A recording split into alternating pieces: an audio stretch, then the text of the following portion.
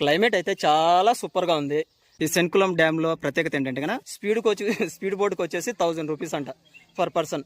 5 మంది ఉంటేనే బయలుదేరుతుందంట. అంటే 5 మందికి కలిసి 5000. ఇంకా ఇలా సినిమాల్లో తెడ్డు పెట్టుకొని లాగుతూ ఉంటారు కదా, దానికి వచ్చేసి 450 రూపాయలు అంటే 500 రూపాయలు అంట బాస్. దీని బదులు నాకు అనిపించింది మన భద్రాచలంలో కానీ ఇంకా కొన్ని చోట్ల ఉన్నాయి కదా బోటింగ్ చేసుకోవడానికి, అదే బెటర్ అనిపించింది.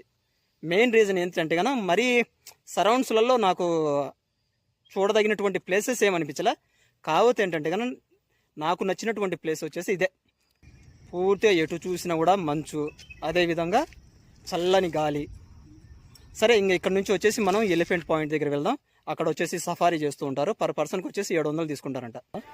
ఇది వచ్చేసి ఎలిఫెంట్ సఫారీ. డ్యామ్ నుంచి బయలుదేరిన తర్వాత వచ్చేసి ఇంకొక పాయింట్ అనమాట ఇది.